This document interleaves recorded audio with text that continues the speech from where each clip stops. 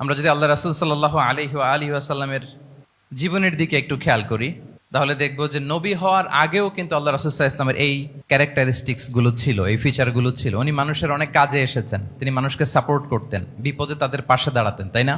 তিনি তো অফিসিয়ালি 40 বছর বয়সে নবী হলেন, যদিও আল্লাহর এলেমে তিনি অনেক আগে থেকেই নবী।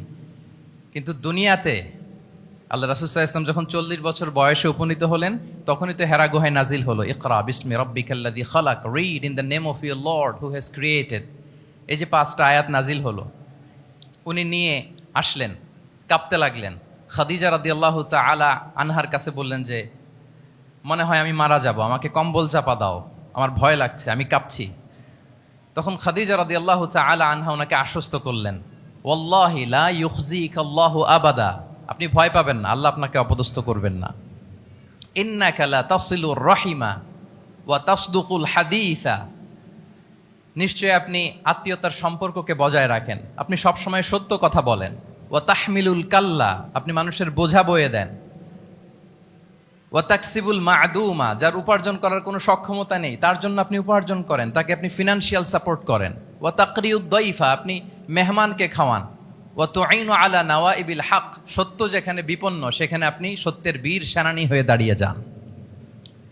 তো এই ফিচার যাদের মধ্যে থাকে, এমন ব্যক্তিত্বকে আল্লাহ তাআলা কখনোই অপমান করতে পারেন না। আপনি চিন্তিত হবেন না, ডোন্ট ওয়ারি অ্যাবাউট ইট, কোনো ভয় নাই, কোনো চিন্তা নাই, আপনি আশ্বস্ত হন।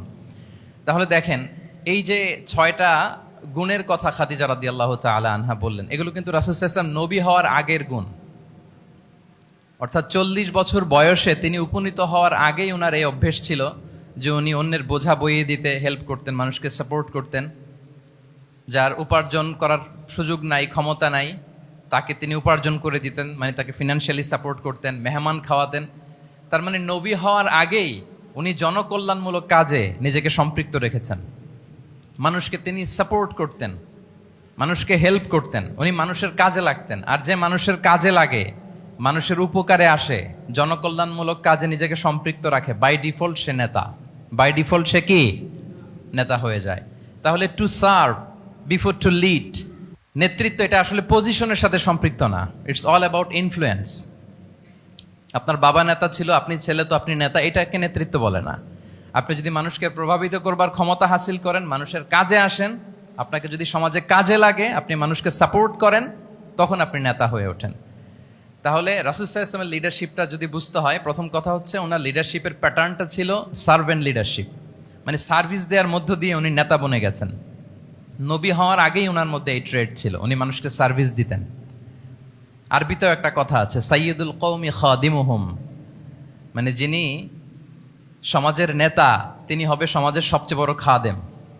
যিনি নেতা হবেন তিনি সমাজের সবচেয়ে বড় কি হবেন? খাদেম হবেন। তাহলে রাসূলুল্লাহ সাল্লাল্লাহু আলাইহি ওয়া আলিহি ওয়াসাল্লামের লিডারশিপটা ছিল সার্ভেন্ট লিডারশিপ। তাহলে প্রথম পয়েন্টটা হচ্ছে, আমি আবার মাঝে মাঝে একটু জিজ্ঞেস করব, দেখবো যে আছেন কিনা আমার সাথে। প্রথম পয়েন্টটা হচ্ছে সার্ভেন্ট লিডারশিপ, মানে to serve before to lead. নেতা হওয়ার আগে খাদেম হইতে হবে। কি হইতে হবে? খাদেম হইতে পারলে আপনি বাই ডিফল্ট কি নেতা। তাহলে আল্লাহ রাসূল সাল্লাল্লাহু আলাইহি ওয়া আলিহি ওয়াসাল্লামের নেতৃত্বের প্রথম কথা হচ্ছে ওনার লিডারশিপ প্যাটার্নটা ছিল সার্ভেন্ট লিডারশিপ। এটা হচ্ছে নাম্বার 1। 2 নাম্বার কথা হচ্ছে নেতৃত্বের জন্য যেটা লাগে সেটা হচ্ছে কম্পিটেন্স। কিছু কম্পিটেন্স লাগে, এর মধ্যে অন্যতম কম্পিটেন্স হচ্ছে অ্যালোকুয়েন্স, বাগ্মিতা, বক্তব্যের পারঙ্গমতা, এটা লাগে। মানে যিনি নেতা হবেন তিনি কথা বলতে জানতে হবে, কথা বলতে পারতে হবে। এবার বলেন তো, আল্লাহ রাসূল সাল্লাল্লাহু আলাইহি ওয়াসাল্লামের এই কোয়ালিটিটা ছিল কি ছিল না? অসাধারণ কমিউনিকেশন স্কিল ছিল আল্লাহ রাসূল সাল্লাল্লাহু আলাইহি ওয়া আলিহি ওয়াসাল্লামের। এবং ওনার পাবলিক স্পিকিং এর যে কি দক্ষতা, আমরা ওনার বিভিন্ন বক্তব্যে, ওনার জুমার খুতবায়, ওনার বিভিন্ন আলোচনায়, বক্তব্যগুলো থেকে আমরা বুঝতে পারি। তাহলে নেতা হইতে হলে তার এলোকোয়েন্স লাগে, বাগ্মিতা লাগে। একজন মানুষ সর্বপ্রথম কোন জিনিসের প্রেমে পড়ে জানেন? কথার প্রেমে পড়ে। কিসের? কথার প্রেমে পড়ে। কথার ধরন, কণ্ঠস্বর, তার অ্যাটিটিউড, তার শব্দের জাদু, এটা মানুষের হৃদয়কে জয় করে ফেলে। আল্লাহ রাসূল সাল্লাল্লাহু আলাইহি ওয়া আলিহি ওয়াসাল্লাম তিনি নিজেও বলেছেন, ওয়া ইন্না মিনাল বায়ানি লা সিহরা, কিছু কিছু বক্তব্যের মধ্যে জাদু আছে। তো রাসূল সাল্লাল্লাহু আলাইহি ওয়াসাল্লামের এই অ্যালোকোয়েন্স ছিল, অ্যালোকোয়েন্স। তিনি বলতেন উতিতু জাওয়ামিউল কালিম, আল্লাহ তাআলা আমাকে সর্বমর্ম বাচন ভঙ্গির অধিকারী করেছেন। মানে উনি যেটা বলতেন এটা ছিল very precise in wording but comprehensive in meaning. Precise in wording, শব্দের বিবেচনা এটা খুবই precise and clear, but comprehensive in meaning. এটার যে দোতনা, এটার যে appeal to the heart of the people, to the heart of the listener, এটা অসাধারণ, মানুষের হৃদয়কে জয় করে ফেলতো। আল্লাহু আকবার। তাহলে নেতা হইতে হইলে তার কমিউনিকেশন স্কিল লাগবে, কি বলেন? লাগবে? এখন নেতা আসছে, উনি বক্তব্য করতে পারতেছে না, তাহলে কি নেতা হইতে পারবে? পারবে না। তাহলে পাবলিক স্পিকিং, কমিউনিকেশন স্কিল, এটা ইটস এ মাস্ট, এটা নেতার লাগবে। যেমনটি রাসূলুল্লাহ সাল্লাল্লাহু আলাইহি ওয়া আলিহি ওয়াসাল্লামের ছিল। উনি সর্বমর্ম বাচন ভঙ্গির অধিকারী ছিলেন, বলতেন কম কিন্তু এটার অ্যাপিল ছিল অনেক বেশি, এটার ব্যাখ্যা হয়ে যেত অনেক। রাসূল সাল্লাল্লাহু আলাইহি ওয়াসাল্লামের সবচাইতে বড় ভাষণটি ছিল বিদায় হজের ভাষণ, খুব সম্ভবত। ওই ভাষণের টেক্সটগুলোকে যদি একসাথে করা হয়, আমার মনে হয় 10 মিনিটের বেশি লাগবে না ওই টেক্সটগুলো পড়তে। তার মানে সবচাইতে বড় যে ভাষণ ওনার, ওটা কত ছিল? 10 থেকে 12 মিনিটের ভাষণ ছিল। আমরা তো ঘন্টার পর ঘন্টা বক্তব্য করি, তারপরেও তো আমরা মানুষের মনকে খুশি করতে পারি না। উনি সেই যে 1400 বছর আগে 10 মিনিটের একটা ছোট্ট ভাষণ দিলেন, গোটা বিশ্ব আজও হাবুডুবু খায় ওই ভাষণের ভেতর, ঠিক কিনা বলেন? তাহলে উতিতু জাওয়ামিউল কালিম, আমি সর্বমর্ম বাচন ভঙ্গির অধিকারী। সুবহানাল্লাহ, ভেরি প্রেসাইজ এন্ড ক্লিয়ার। কতটা প্রেসাইজ এন্ড ক্লিয়ার ছিল রাসূল সাল্লাল্লাহু আলাইহি ওয়াসাল্লামের বক্তব্য? আম্মা জান আয়েশা রাদিয়াল্লাহু তাআলা আনহা বলেন, লাউ আদ্দাহুল আদু লা আহসাহু। তিনি যখন বক্তব্য করতেন, কেউ যদি চাইতো যে দেখি কয়টা শব্দ বললেন বক্তব্যে, কয়টা বাক্য বললেন, চাইলে মুহূর্তে গুনে ফেলা যেত সেটা। এত প্রেসাইজ এন্ড ক্লিয়ার বক্তব্য ছিল যে তিনি কয়টা বাক্য ব্যবহার করেছেন, কয়টা শব্দ ইউজ করেছেন এই বক্তব্যে, চাইলে যে কেউ গুনে ফেলতে পারত। এবং তিনি খুবই শুদ্ধ আরবিতে কথা বলতেন, আফসাহুল লিসান ছিলেন। বিশুদ্ধ ভাষায় কথা বলতে পারা এটা অনেক জরুরি। রাসূল সাল্লাল্লাহু আলাইহি ওয়াসাল্লাম অত্যন্ত বিশুদ্ধ আরবিতে কথা বলতেন, এবং বিশুদ্ধ আরবি জানাটা বা বিশুদ্ধ ভাষাটা এত জরুরি যে আল্লাহ তাআলা তার প্রিয় হাবিবকে এই বিশুদ্ধ ভাষা শেখানোর জন্য মায়ের বুকের দুধ খাওয়া থেকে বঞ্চিত রেখেছিলেন। আই রিপিট, আমি আবারও বলছি, বিশুদ্ধ ভাষাটা এত জরুরি যে আল্লাহ তাআলা তার প্রিয় হাবিবকে মায়ের বুকের দুধ থেকে বঞ্চিত রেখেছেন শুধু বিশুদ্ধ ভাষার জন্য। তিনি কিন্তু মায়ের বুকের দুধ খেতে পারেন নাই। হালিমাতুস সাদিয়ার সাথে সেই বনু সাদ গোত্রে চলে গিয়েছেন, সেখানে ছিলেন। হালিমাতুস সাদিয়া ওনাকে দুধ খাইয়েছেন। এরপরে যখন মরুভূমির চমৎকার পরিবেশে একেবারে বিশুদ্ধ আরবি তিনি শিখেছেন, আবার শিশু মুহাম্মদ সাল্লাল্লাহু আলাইহি ওয়াসাল্লামকে তিনি তার মায়ের কাছে ফিরিয়ে দিয়েছেন। তাহলে চিন্তা করে দেখেন যে বিশুদ্ধ ভাষার জন্য মায়ের বুকের দুধকে স্যাক্রিফাইস করা হয়েছে। আল্লাহু আকবার। তাহলে আম্মা জান আয়েশা রাদিয়াল্লাহু তাআলা আনহা বলতেন, লাউ আদ্দাহুল আদু লা আহসাহু, চাইলে যে কেউ গুনতে পারতো যে তিনি প্রিয় নবীজি কয়টা বাক্য বললেন, কয়টা শব্দ। এত প্রেসাইজ এন্ড ক্লিয়ার ছিল। অন্য বর্ণনায় এসেছে, কানা ইয়াতাকাল্লামু বিকালামিন বাইনাহু ফাসলুন, তিনি এমন ভাবে কথা বলতেন, কথার মাঝখানে মাঝখানে পজ দিতেন। কে দিতেন? পজ দিতেন, মানে একটু থামতেন যাতে করে শ্রোতারা বুঝতে পারে। ইয়াতাকাল্লামু বিকালামিন বাইনাহু ফাসলুন, বলতে বলতে মাঝে মাঝে একটা পজ দিতেন যাতে সবাই বুঝতে পারে। ইয়াহফাযুহু মান জালাসা ইলাই, আশেপাশে যারা বুঝতো, তারা বসতো, তারা সহজে এটা মুখস্থ করে ফেলতে পারতো। পজ দিয়ে দিয়ে, থেমে থেমে, এত চমৎকার করে ওনার প্রেজেন্টেশন ছিল, বক্তব্য মালাগুলো ছিল, ফলে যারা শুনতেছে ইজিলি মুখস্থ করে ফেলতে পারতো। এবং গুরুত্বপূর্ণ কথা তিনি এমফেসাইজ করতেন, 3 বার বলতেন। একবার তিনি বলতেছেন, আত্তাকওয়া হা হুনা হা হুনা হা হুনা ওয়া ইউশিরু ইলা সাদরিহি 3 মাররাত। তাকওয়াকে তিনি এখানে রেফার করেছেন। আমরা তো মনে করি তাকওয়া সব ঢুকে গেছে এইখানে, তাকওয়া ঢুকে গেছে টুপিতে, তাকওয়া ঢুকে গেছে জামাতে, এগুলো তাকওয়ার একটা নমুনা। কিন্তু আল্লাহ রাসূল সাল্লাল্লাহু আলাইহি ওয়াসাল্লাম বলেছেন তাকওয়া এখানে এখানে এখানে, এভাবে 3 বার তিনি ইঙ্গিত করেছেন। গুরুত্বপূর্ণ কথাকে তিনি এভাবে এমফেসাইজ করতেন। মাঝে মাঝে এমন আবেগঘন বক্তব্য উপস্থাপন করতেন, সাহাবারা অশ্রুসিক্ত হতো। ওয়াজিলাত মিনহাল কুলুব যারাফাত মিনহাল উয়ুন, সাহাবারা বলতেন যে আমরা অশ্রুসিক্ত হতাম, আমাদের হৃদয় বিগলিত হতো। এত চমৎকার মর্মস্পর্শী বক্তব্য তিনি করতেন। এটা প্রেক্ষাপটের আলোকে। আবার যুদ্ধের ময়দানে যখন কমান্ড করতেন তখন আলা সৌতু ওয়াস্তাদ্দা গদাবু, তিনি রেগে যেতেন, উঁচু কণ্ঠে তিনি কথা বলতেন, মনে হচ্ছে একজন সেনাবাহিনীর কমান্ডার তার ব্যাটালিয়নকে কমান্ড করছেন। আল্লাহু আকবার। তাহলে বক্তব্যের যত দিক হতে পারে, স্লো মোশনে, খুব তেজস্বী বক্তব্য, খুব জ্বালাময়ী বক্তব্য, আবার মর্মস্পর্শী বক্তব্য, সব ধরনের বক্তব্য তিনি করতেন। সুবহানাল্লাহ। তাহলে অ্যালোকোয়েন্স, 2 নাম্বার হচ্ছে অ্যালোকোয়েন্স। কম্পিটেন্সের খুব গুরুত্বপূর্ণ একটা অংশ হচ্ছে অ্যালোকোয়েন্স, বাগ্মিতা। এটা একজন নেতার থাকা চাই। কি বলেন? একজন নেতার এরকম বক্তব্য দিতে জানতে হবে না? আল্লাহ রাসূল সাল্লাল্লাহু আলাইহি ওয়া আলিহি ওয়াসাল্লাম তিনি ঠিক এইভাবে বক্তব্য করতেন। মাঝে মাঝে তিনি ইমোশনাল ইন্টেলিজেন্স ইউজ করতেন, মানে আবেগ অনুভূতিকে নাড়িয়ে দিয়ে শ্রোতাকে প্রভাবিত করে ফেলা। স্পিরিচুয়াল ইন্টেলিজেন্স বা ইমোশনাল ইন্টেলিজেন্স তিনি বক্তব্যের মধ্যে ব্যবহার করতেন। এমনভাবে তিনি নাসিহাত করতেন, এমনভাবে কথা বলতেন, মানুষের আবেগ অনুভূতিকে তিনি নাড়িয়ে দিতেন। আল্লাহু আকবার। ছোট্ট একটা উদাহরণ এখানে আমি হাজির করি। আপনারা হুনাইনের যুদ্ধের কথা নিশ্চয়ই শুনেছেন। কত হিজরিতে হয়েছিল? হ্যাঁ, আজকে তো অনেক পুরস্কার বিজয়ীদেরকে দেখলাম আমরা, মাশাআল্লাহ। কত? 8ম হিজরি। তার মানে মক্কা বিজয়ের ইমিডিয়েট পরেই, কয়েক সপ্তাহ পরেই তো হুনাইনের যুদ্ধ হয়েছিল। তো এই হুনাইনের যুদ্ধে অনেক ওয়ার বুটিজ মুসলমানদের করতলগত হয়েছিল, মানে অনেক গানিমাত, অনেক সম্পদ ওনারা যুদ্ধ শেষে যুদ্ধলব্ধ সম্পদ হিসেবে পেয়েছিলেন। 24,000 উট। কত উট? 24,000 উট, প্রায় 40,000 ভেড়া। এত পরিমাণ গনিমত যখন রাসূল সাল্লাল্লাহু আলাইহি ওয়াসাল্লাম পেলেন, তিনি এগুলো বন্টন করতে শুরু করলেন।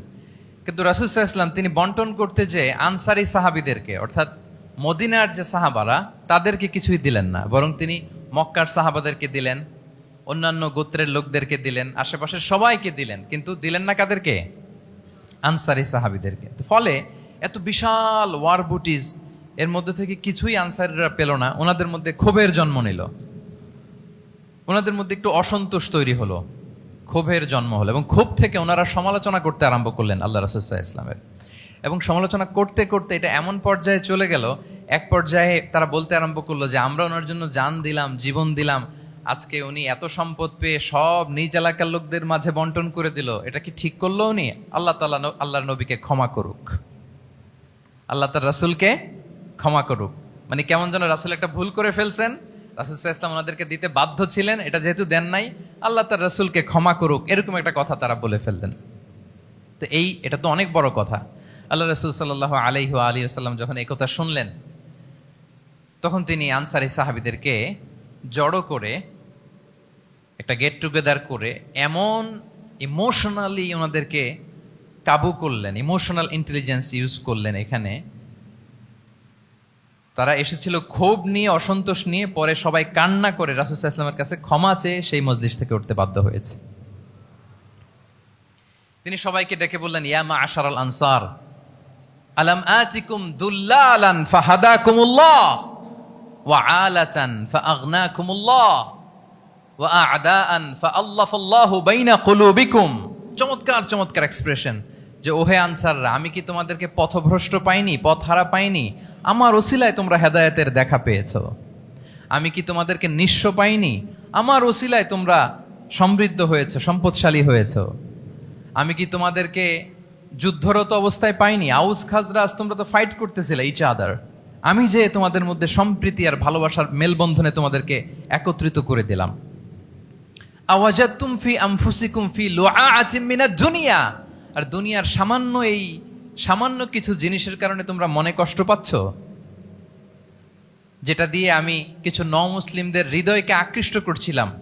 তা আল্লাফতু বিহা কওমান লিউসলিমু ওয়া ওয়াকালতুকুম ইলা ইসলামিকুম, আমি কিছু মুসলিমদেরকে এগুলো দিয়ে তাদের হৃদয়টাকে ইসলামের প্রতি আরো অ্যাট্রাক্টেড করতেছিলাম, আর তোমাদেরকে তোমাদের ইসলামের উপরই আমি ছেড়ে দিয়েছি। আমি জানি আমার আনসাররা, তাদের হৃদয়ে যে ইসলাম আছে এটাই তাদের জন্য যথেষ্ট। আমা তারদাউনা আইয়াযহাবান নাসু বিশ-শাতি ওয়াল বাঈর ওয়া তারজিউনা বিরাসূলিল্লাহি ফি রিহালিকুম, won't you be happy that people go back to their country with sheep and camel and you go back to your country with Rasulullah? Allahu Akbar. তোমরা কি এতে খুশি হবে না? মানুষ উট আর ভেড়া নিয়ে তাদের এলাকায় ফিরবে, আর তোমরা আল্লাহর রাসূলকে নিয়ে তোমাদের এলাকায় ফিরবে।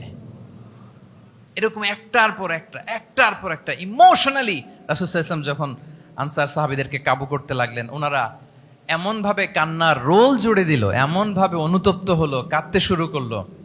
পরে এরা বলতে আরম্ভ করলো, আমি তো 2-1টা বাক্য বললাম, লম্বা চূড়া মন মাতানো বক্তব্য, হৃদয়স্পর্শী বক্তব্য। তারা বললো, ইয়া রাসূলুল্লাহ, আমরা শুধু আপনাকে পেয়েই খুশি। রাসূল সাল্লাল্লাহু আলাইহি ওয়াসাল্লাম বলেন, গোটা বিশ্বের মানুষ যদি এই পথ ধরে আর আনসারীরা যদি এই পথ ধরে, আমি এই পথ ছেড়ে দিয়ে আনসারীদের পথে হাঁটবো।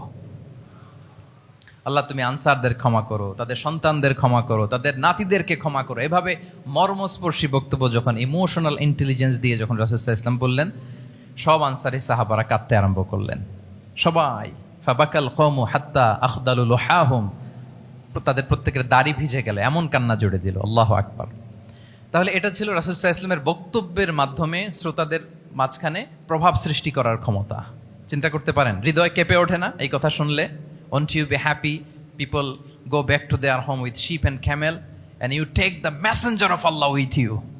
মানুষ ছাগল ভেড়া নিয়ে ফিরতেছে, তোমরা তো আল্লাহর নবীকে নিয়ে ঘরে ফিরতেছো। আল্লাহু আকবার। তাহলে এই কম্পিটেন্সটা লাগে একজন নেতার, তিনি এরকম মর্মস্পর্শী বক্তব্য দিতে জানতে হবে। কি বলেন? এটা দরকার আছে না? আচ্ছা, তাহলে রাসূল সাল্লাল্লাহু আলাইহি ওয়াসাল্লামের লিডারশিপ নিয়ে যেহেতু কথা বলছি, প্রফেটিক লিডারশিপ, প্রথমটা বলেছিলাম ওনার লিডারশিপের স্টাইল কি ছিল? এই তো মুখস্থ হয়ে গেছে, মাশাআল্লাহ। আবার লেটস মেক এ নয়েজ, প্রথমটা কি ছিল? Servant leadership. 2 নম্বরে এলোকুয়েন্স, বাগ্মিতা, বক্তব্যের পারঙ্গমতা চাই একজন নেতার মধ্যে, যেটা আল্লাহ রাসূল সাল্লাল্লাহু আলাইহি ওয়াসাল্লামের ছিল। এবং সেখান থেকে আমাদের শেখার আছে, নেয়ার আছে, কিভাবে তিনি বক্তব্য করতেন, কিভাবে জটিল কথাকে সহজ করে উপস্থাপন করতেন, কিভাবে এত চমৎকার করে তিনি ক্রাউড হ্যান্ডেল করতেন। দুটো গেল। 3 নাম্বার হচ্ছে আল্লাহ রাসূল সাল্লাল্লাহু আলাইহি ওয়া আলিহি ওয়াসাল্লামের নেতৃত্বের গুণাবলীগুলো যদি আমরা লিস্ট ডাউন করি, 3 নাম্বার হচ্ছে কম্পেশন। কম্পেশন, a leader should be compassionate.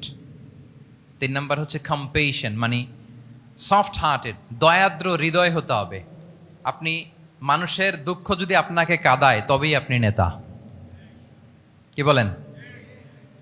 মানুষের দুঃখ দেখে, কষ্ট দেখে যদি আপনার মধ্যে কান্না আসে বুক ফেটে, তবেই আপনি নেতা।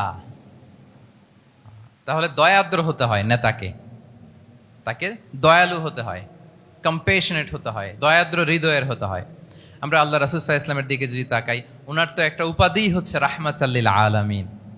আল্লাহ রাসূল সাল্লাল্লাহু আলাইহি ওয়াসাল্লামের উপাধি কি? ওমা আরসালনাকা ইল্লা রাহমাতাল লিল আলামিন, we have not sent you but as mercy for all the worlds. নবী হে, আপনাকে সবার জন্য আমি মার্সি করে পাঠিয়েছি, রাহমা করে পাঠিয়েছি। আপনি সবার জন্য রহমত, মানুষের জন্য, ম্যানকাইন্ড, জিনকাইন্ড, অ্যানিমালস, সবার জন্য আপনি রাহমা, মার্সি। তাহলে একজন মানুষ যখন নেতা হয়ে উঠতে চাইবে, নেতৃত্বের অন্যতম একটা লিডারশিপ ট্রেইট হচ্ছে কম্পেশন। অন্যের ব্যথায়, অন্যের দুঃখে তার কান্না আসতে হবে। সফট হার্টেড হইতে হবে তাকে, মাঝে মাঝে দয়াদ্র হৃদয়ের হতে হবে, তবেই সে নেতা। রাসূল সাল্লাল্লাহু আলাইহি ওয়াসাল্লাম কতটা দয়াদ্র ছিল, আল্লাহ তাআলা অন্য আয়াতে বলছেন, ফাবিমা রাহমাতিম মিনাল্লাহি লিনতা লাহুম ওয়ালাউ কুনতা ফাযযান গালিযাল কলবি লানফাদ্দু মিন হাওলিক। নবী হে, আল্লাহর অশেষ অনুগ্রহে আপনি খুব কোমল ভাষী হয়েছেন, কোমল হৃদয়ের হয়েছেন। লিনতা লাহুম, সবার জন্য আপনি সফট হার্টেড হয়েছেন আল্লাহর অনুগ্রহে। যদি আপনি সফট হার্টেড না হয়ে আপনি যদি কঠোর হৃদয়ের অধিকারী হতেন, তাহলে এখন লোকেরা যেমনি আপনাকে ঘিরে রাখে, আপনার চারিপাশে সবাই ঘিরে রাখতো না। আল্লাহু আকবার। সাহাবারা সব সময় রাসূল সাল্লাল্লাহু আলাইহি ওয়াসাল্লামের সঙ্গ পেতে চাইতো, অ্যাকম্পানি চাইতো, ঘিরে রাখতো। এমনকি অনেক সাহাবীর ঘরে ভালো না লাগলে রাসূল সাল্লাল্লাহু আলাইহি ওয়াসাল্লামের কাছে চলে আসতো। এমনকি অনেক সাহাবী বলতেন যে আমার পেটে ক্ষুধা লাগলেই আমি রাসূলের কাছে যেতাম, কারণ রাসূলের চেহারা দেখলে আমার পেটের ক্ষুধা উধাও হয়ে যেত। ফাবিমা রাহমাতিম মিনাল্লাহি লিনতা লাহুম, নবী হে, আল্লাহর অনুগ্রহে আপনি কোমল ভাষী হয়েছেন। তাহলে কোমল হৃদয়ের হওয়া, সফট হার্টেড হওয়া, দয়াদ্র চিত্তের হওয়া, এটা অন্যতম একটা লিডারশিপ ট্রেট। এত দয়াদ্র ছিলেন আল্লাহ তাআলা বলছেন ফালাআল্লাকা বাখিউন নাফসাকা আলা আসারিহিম ইল্লাম ইউমিনু বিহাযাল হাদীসি আসাফা। রাসূল সাল্লাল্লাহু আলাইহি ওয়াসাল্লাম বারবার মক্কার কুরাইশদের কাছে যেত, বারবার কাফিরদের কাছে যেত, যেন তারা ঈমান আনে, যেন তারা খারাপ রাস্তা ছেড়ে দিয়ে ভালো রাস্তায় আসে। বারবার চিন্তা করতো যে ইস, কেন তারা লা ইলাহা পড়ে না, কেন তারা সত্যের পথে ফিরে আসে না। হায় রে, একটুর জন্য তো তারা সামান্য আমার কথাটা শুনলেই তো বেঁচে যেত, ইস একটু আমার কথা মানলেই তো জাহান্নাম থেকে বেঁচে যেত। এরকম অস্থির হয়ে তাদের পেছনে ছুটতেন। আল্লাহ তাআলা বলেছেন, নবী হে, আপনি ওদের পেছনে ছুটতে ছুটতে আপনি তো নিজেকেই শেষ করে দিবেন। বাখিউন নাফসাক, আপনি তো নিজের দিকে খেয়াল করছেন না, নিজের শরীরের দিকে খেয়াল করছেন না, নিজের স্বাস্থ্যের দিকে, সময়ের দিকে, আপনি পাগল পাড়া হয়ে তাদেরকে বাঁচানোর জন্য ছুটছেন।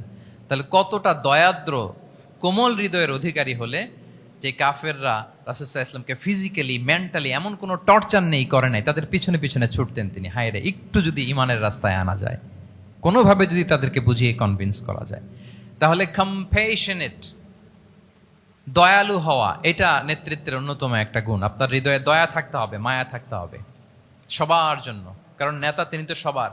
লেটস সে বাংলাদেশের যিনি প্রধানমন্ত্রী হবেন, আরো রেলেভেন্ট হয়ে যাচ্ছে এখন কথা, সামনে তো নির্বাচন আসতেছে, সো কেউ না কেউ তো প্রধানমন্ত্রী হবে। তো উনি যখন প্রধানমন্ত্রী হবে ধরেন, উনি কি শুধু ওনার দলের প্রধানমন্ত্রী হবেন? তাহলে উনি 18 কোটি মানুষের প্রধানমন্ত্রী হবেন, ঠিক কিনা বলেন? তাহলে সবার জন্য ওনার হৃদয়ে দয়া, ভালোবাসা এটা থাকার দরকার আছে না নাই? তিনি সবার প্রতি কোমল হৃদয়ের হইতে হবে, দয়াদ্র হইতে হবে। প্রধানমন্ত্রী উনি শুধু নিজ দলের প্রধানমন্ত্রী নন, 18 কোটি মানুষের প্রধানমন্ত্রী। তাহলে সফট হার্টেড হইতে হবে। রাসূল সাল্লাল্লাহু আলাইহি ওয়াসাল্লামের মধ্যে এটা ছিল। সবসময় তিনি মাজলুমদের পাশে থাকতেন। আপনারা হিলফুল ফুজুলের কথা জানেন।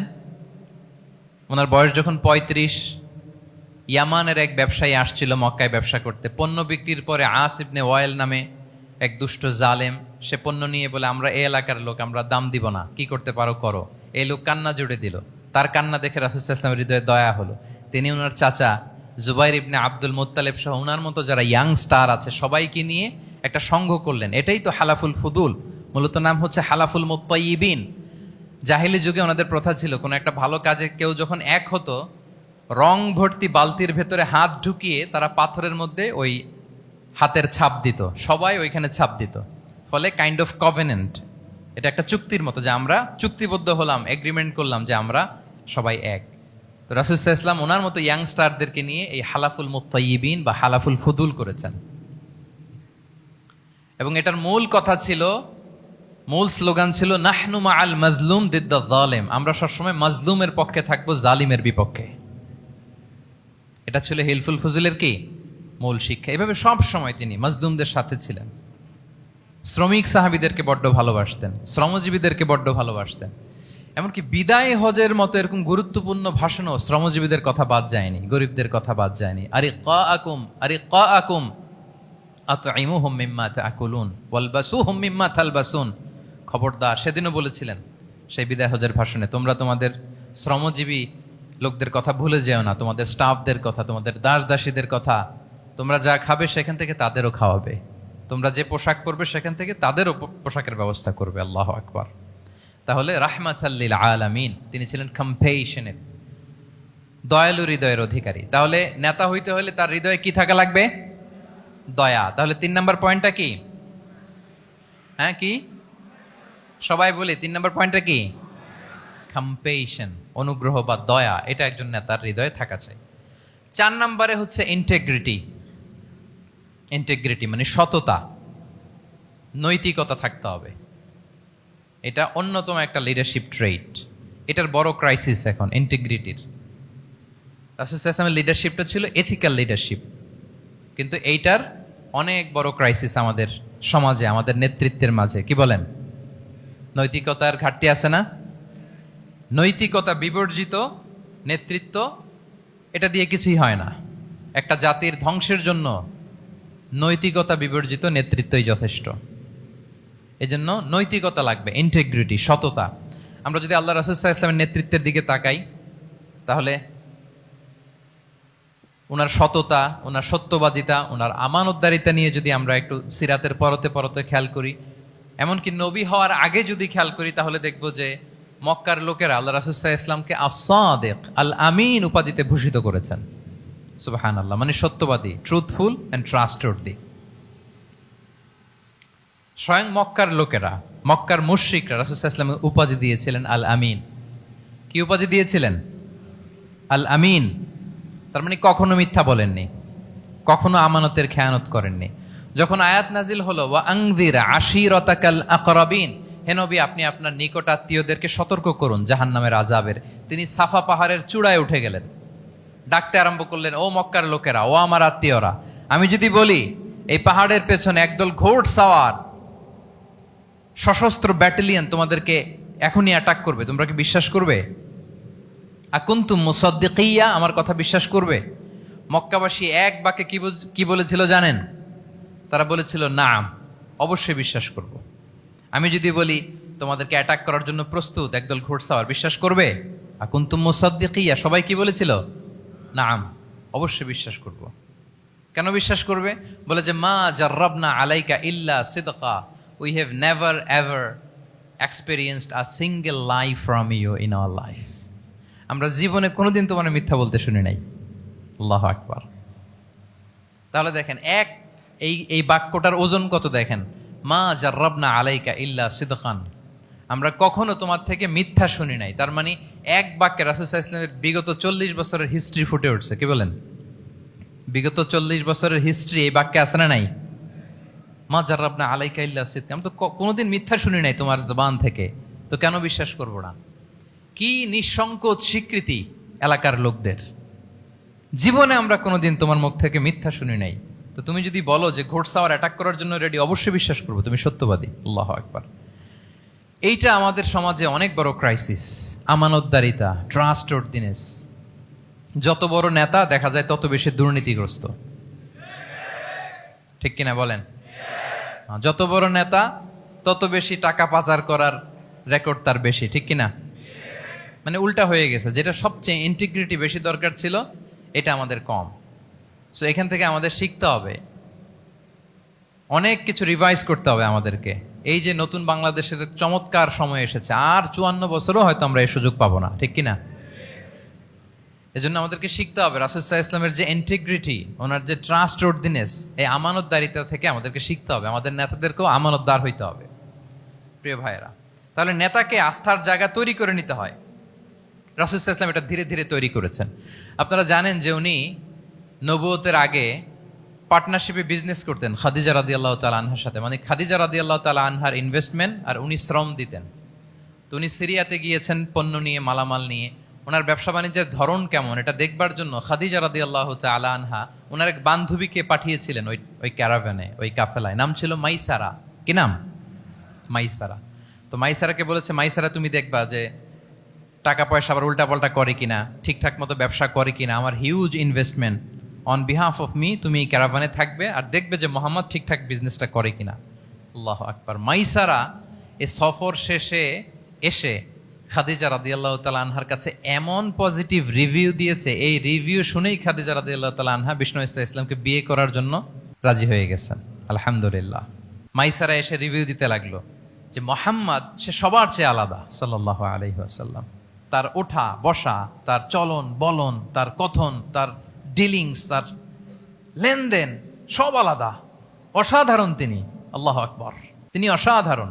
তাহলে মাইসারার রিভিউ শুনে আল্লাহু আকবার খাদিজা রাদিয়াল্লাহু তাআলা আনহা তিনি অবাক হয়ে গেলেন এবং তিনি বিয়ের প্রস্তাব পাঠালেন। রাসূল সাল্লাল্লাহু আলাইহি ওয়াসাল্লামের এই আমানতদারিতায় মুগ্ধ হয়ে কি করলেন? বিয়ের প্রস্তাব পাঠালেন। তাহলে কি পরিমাণে ট্রাস্টওয়ার্দিনেস ওনার ছিল। এবং মজার ব্যাপার, আরো মজার ব্যাপার হচ্ছে মক্কার কুরাইশরা, মক্কার লোকেরা রাসূল সাল্লাল্লাহু আলাইহি ওয়াসাল্লামের কাছে এসে আমানতের সম্পদ গচ্ছিত রাখতো। আবু জাহেলের কাছে রাখতো না, উতবা, শাইবা, ওয়ালিদ ইবনে মুগিরা কারো কাছে রাখতো না। খেয়াল করে দেখেন, দল করে আবু জাহেলের, দল করে কার? কিন্তু আমানত রাখে কার বাসায়? কি অবাক করা কাণ্ড না? কর্মী হচ্ছে আবু জাহেলের, কিন্তু আমানতের সম্পদ রাখে কার কাছে?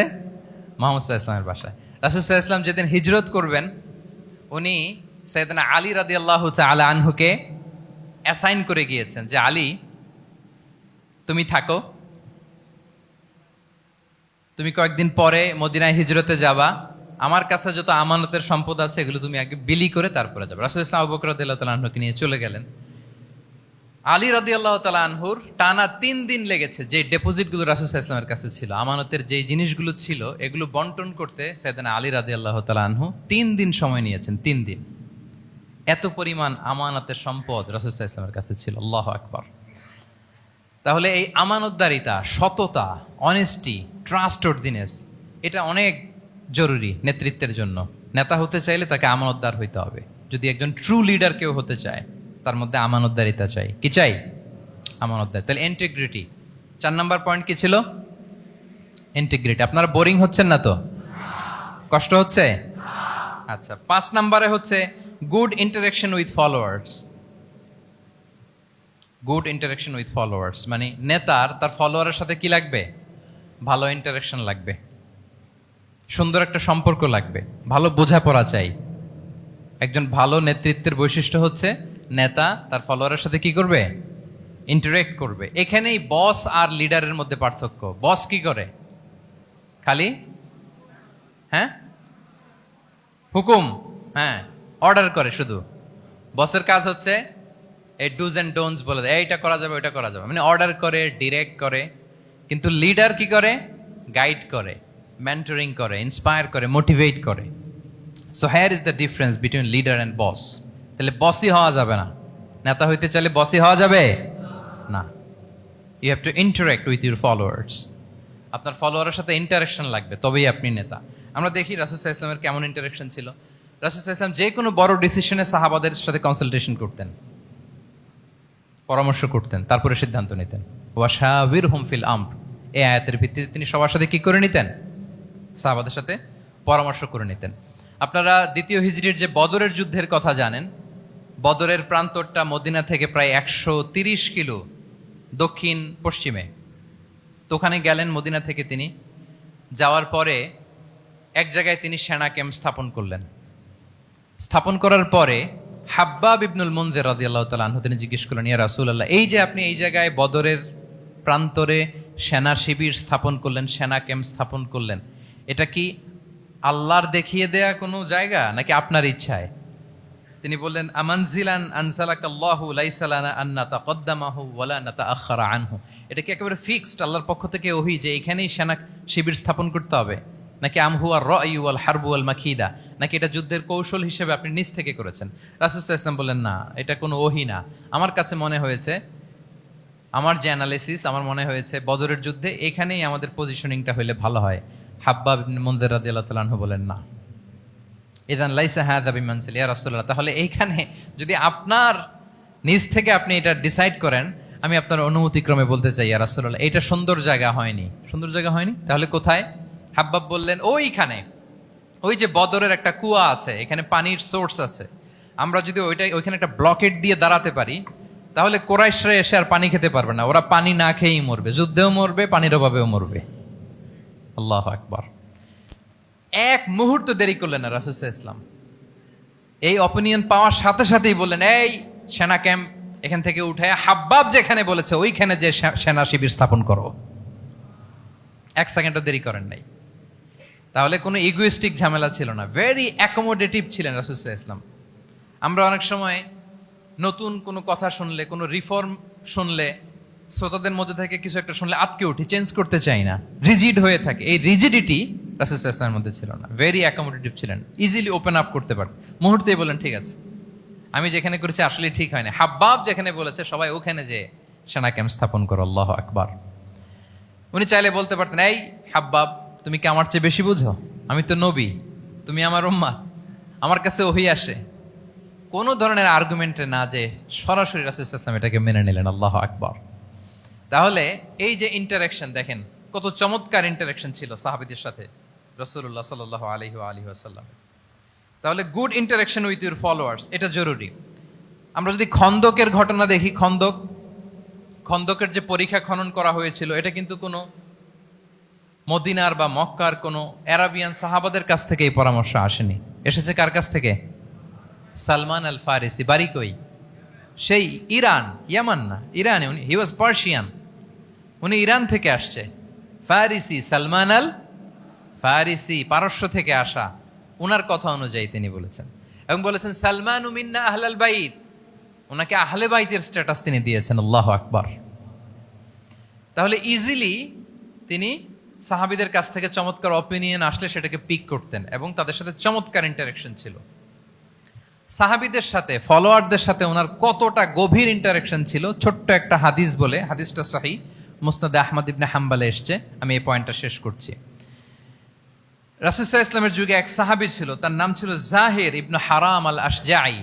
জাহির সাহাবীর নাম কি? সবাই বলুন, কি নাম?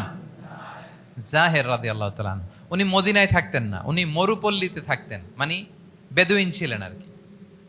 মদিনা তো শহর, সিটি, উনি সিটিতে থাকতেন না, উনি থাকতেন মরুপল্লীতে। ওখানে তিনি অর্গানিক ফলমূল শাকসবজি চাষ করতেন।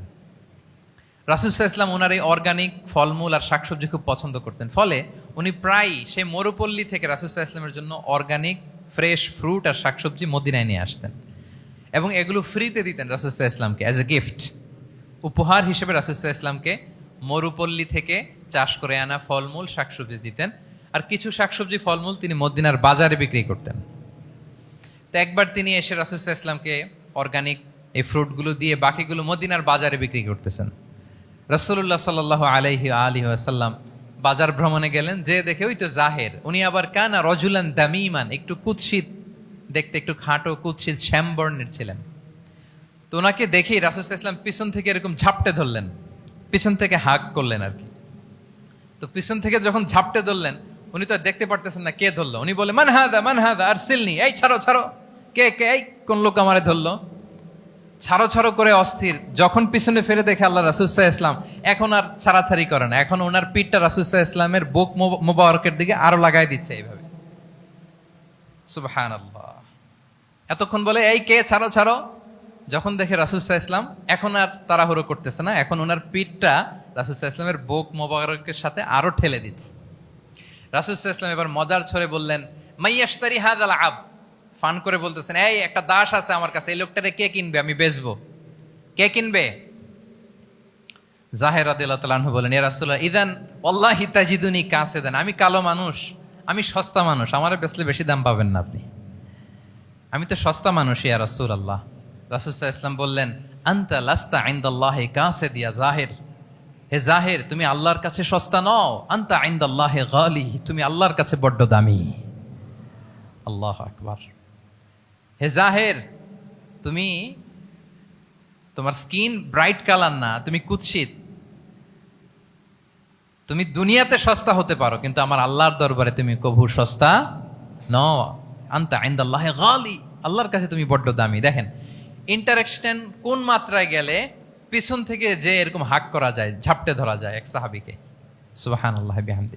এরকম গুড ইন্টারেকশন ছিল অনেক অনেক, ভুরি ভুরি সিরাতের পরতে পরতে আপনারা পাবেন যে রাসূল সাল্লাল্লাহু আলাইহি ওয়াসাল্লামের সাথে সাহাবাদের ইন্টারেকশন কত চমৎকার ছিল। তাহলে 5 নাম্বার হচ্ছে গুড ইন্টারেকশন উইথ ফলোয়ার্স। দেখি মনে আছে কিনা। 1 নম্বরে কি ছিল? 2 নম্বরে, 3 নম্বরে কম্প্যাশন, 4 নম্বরে ইন্টিগ্রিটি, 5 নম্বরে মাশাআল্লাহ গুড ইন্টারেকশন উইথ ফলোয়ার্স।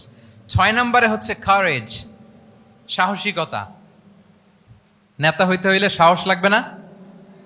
নেতারে বাঁচানোর জন্য কর্মীরা দৌড়াইতেছে সামনে, নেতা যদি ছোটে পেছনে, তাহলে হবে? হ্যাঁ, রিকশার টায়ার পাংচার হলে যদি নেতা 3 লাফ দেয়, এটা কি নেতা? তাহলে কি? তাহলে তো তাকে নেতা বলা যায় না। কি বলেন? নেতার তো হি শুড বি কারেজাস, তার সাহসী হইতে হবে, দুর্দান্ত সাহস থাকতে হবে তার। রাসূল সাল্লাল্লাহু আলাইহি ওয়াসাল্লামের এরকম দুর্দান্ত সাহস ছিল, অত্যন্ত সাহসিকতার অধিকারী তিনি ছিলেন। এবং এই লিডারশিপ ট্রেটটা খুবই জরুরি, এটাকে বলে মাদার স্কিল। কারেজি যে মাদার স্কিল, এটাই সব। এই হিম্মত লাগবে। আর রাজুলু যু হিম্মা ইউহিল উম্মাহ, যার হিম্মত আছে সেই জাতিকে জাগাতে পারে, ঠিক কিনা? এই যে আমাদের কাছে তো উদাহরণ একেবারে হাতের কাছেই, এই যে 5 আগস্টে, এই যে জুলাই আপরাইজিং, যদি কারেজ না থাকতো আমাদের তরুণদের, আমাদের জেনজিদের, তাহলে এই পরিবর্তন কি আমরা দেখতে পেতাম? না। আমি গল্প শুনছিলাম যে এই চট্টগ্রাম বিশ্ববিদ্যালয় থেকে 2 জন শহীদ হয়েছে। আল্লাহ তাদের কবরগুলোকে তুমি জান্নাতে টুকরা বানিয়ে দাও। এই যে আমাদের তরুণরা তাজা রক্ত দিয়ে একটা চেঞ্জ এনেছে, পরিবর্তন, এটা তো কারেজ, তাদের সাহসিকতার বহিঃপ্রকাশ, ঠিক কিনা? এটা লাগবে। কেউ যদি লিড দিতে চায়, লিডার হতে চায়, তার এটা লাগবে, মাস্ট।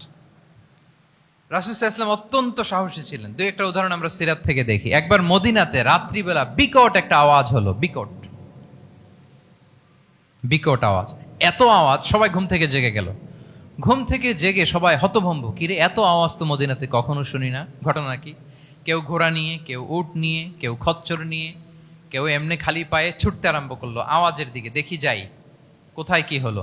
সবাই ছুটতে ছুটতে মাঝপথে যেয়ে দেখে রাসূল সাল্লাল্লাহু আলাইহি ওয়াসাল্লাম আওয়াজ কোথায় হয়েছে, কোত্থেকে হয়েছে দেখে ফিরে আসতেছে আর বলতেছে, লান তুরাউ লান তুরাউ, ডোন্ট ওয়ারি ডোন্ট ওয়ারি, আরে ভয় নাই ভয় নাই, দেখে আসছি আমি, আল্লাহু আকবার, ভয় নাই, আমি দেখে আসছি, এভরিথিং ইজ ফাইন দেয়ার, সব ঠিক আছে, যাও ফিরো ফিরো মদিনায় ফিরো। সবাই ভয় পেয়ে ঘোড়া টোরা ও ঠাকিয়ে ছুটতে আরম্ভ করছে। অনেক দূর যাওয়ার পরে দেখে রাসূল সাল্লাল্লাহু আলাইহি ওয়াসাল্লাম আবু তালহা রাদিয়াল্লাহু তাআলা আনহুর একটা খুবই ক্ষিপ্ত ঘোড়া নিয়ে উনি দেখে ভিজিট করে ফিরে আসতেছেন।